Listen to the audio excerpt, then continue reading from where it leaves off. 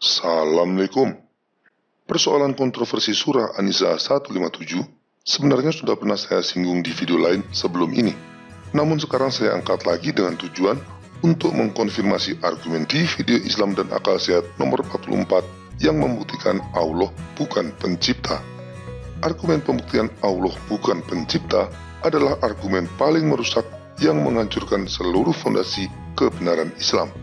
Saya yakin 100% argumen tersebut tidak akan mampu dibantah oleh muslim manapun di seluruh dunia. Itu akan sama sia-sianya dengan membantah 1 tambah 1 sama dengan 2. Dengan memberikan konfirmasi tambahan berdasarkan ayat Al-Quran sendiri, maka upaya muslim dan ulama-ulamanya yang ingin membantah argumen tersebut akan bertambah berat. Kini siapapun yang berdebat melawan muslim dapat menggunakan argumen Allah bukan pencipta sebagai senjata pemungkas atau kartu truf yang akan membungkam setiap muslim.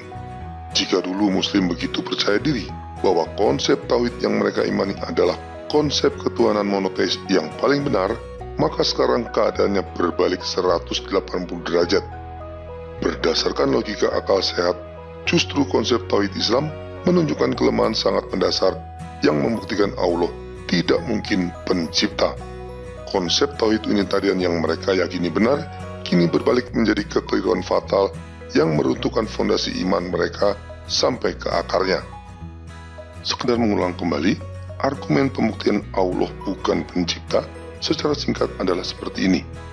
Allah yang tauhid atau unitarian sesuai dengan definisi tauhid tidak memiliki relasi di dalam dirinya. Dengan demikian, Allah juga tidak mengenal kasih, karena kasih mensyaratkan adanya relasi. Karena tidak mengenal kasih, maka mustahil Allah dapat menciptakan manusia yang harus hidup dalam hukum kasih, karena Allah tidak dapat menciptakan apa yang tidak dipahaminya. Kesimpulannya, Allah bukan pencipta. Tidak ada gunanya bagi muslim untuk membantah ini, karena tidak ada celah untuk itu. Bagi muslim yang berakal sehat, lebih baik menerima kenyataan dan move on. Jika Allah yang bukan pencipta tapi mengaku sebagai Tuhan sang pencipta, maka konsekuensinya Allah tidak lebih dari pendusta. Apabila ini benar, maka karakternya sebagai pendusta sedikit atau banyak pasti akan terlihat jejak-jejaknya di dalam Al-Quran. Oleh karena itu, bukti Allah sebagai pendusta di dalam Al-Quran akan menjadi konfirmasi bahwa Allah memang bukan Tuhan sang pencipta. Sebaliknya, dia hanyalah bapa segala dusta yang mengaku sebagai Tuhan sang pencipta untuk menyesatkan manusia. Dalam Injil, Yesus berkata demikian, sebab tidak ada sesuatu yang tersembunyi yang tidak akan dinyatakan, dan tidak ada sesuatu yang rahasia yang tidak akan tersingkap. Injil Markus bab 4 ayat 22. Jika segala rahasia akan diungkapkan, apalagi sekedar kebohongan, pasti akan terbongkar pada waktunya. Penipuan terbaik sekalipun tetap memiliki kelemahan dan tidak akan bertahan di hadapan kebenaran.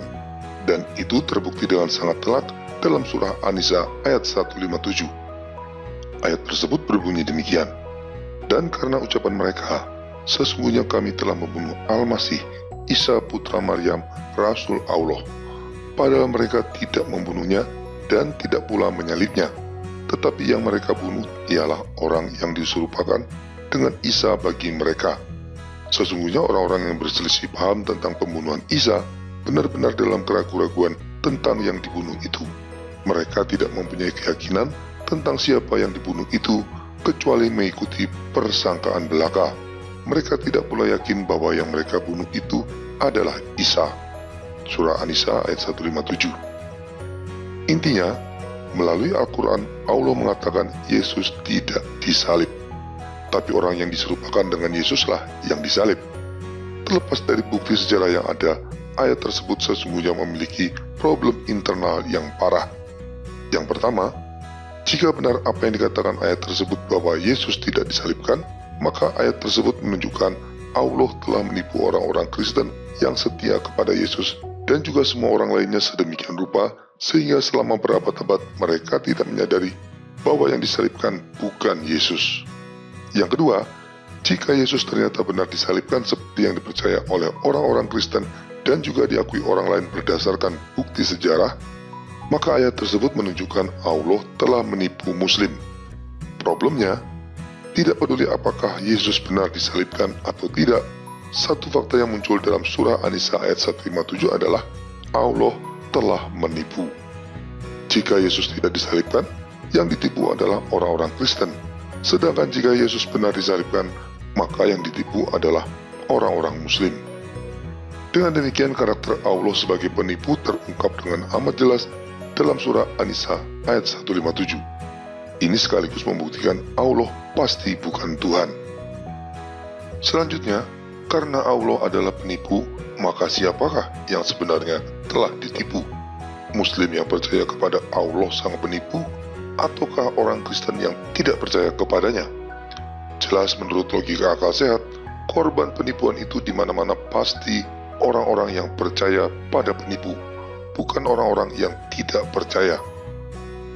Orang-orang Kristen yang menggunakan akal sehat untuk menguji setiap roh sudah langsung tahu, roh yang menyangkal penyaliban Yesus sudah pasti tidak berasal dari Tuhan dan tidak perlu dipercaya.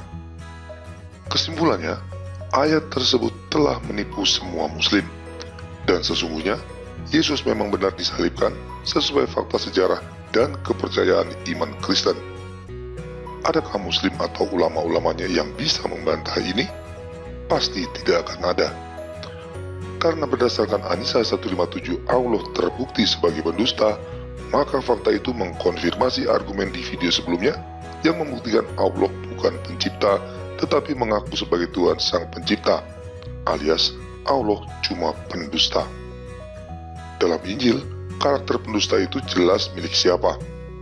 Iblislah yang menjadi bapamu, dan kamu ingin melakukan keinginan-keinginan bapamu. Ia adalah pembunuh manusia sejak semula, dan tidak hidup dalam kebenaran, sebab di dalam dia tidak ada kebenaran. Apabila ia berkata dusta, ia berkata atas kehendaknya sendiri, sebab ia adalah pendusta dan bapa segala dusta. Injil Yohanes bab 8 ayat 44. Ini membuat fakta bahwa Allah yang disembah Muslim adalah bapa segala dusta alias iblis sudah tidak mungkin dibantah lagi. Karena selain berdasarkan argumen teologis yang sangat kuat sebagaimana yang telah dijelaskan dalam pembuktian Allah bukan Tuhan pencipta, fakta tersebut juga dikonfirmasi oleh ayat Al-Quran sendiri yang secara implisit menyatakan Allah sebagai pendusta.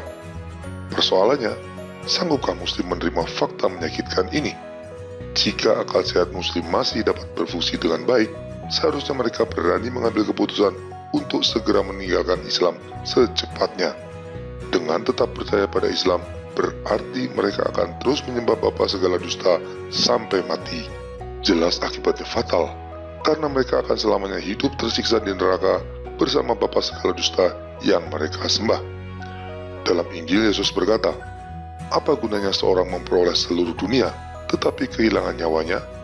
Dan apakah yang dapat diberikannya sebagai ganti nyawanya?"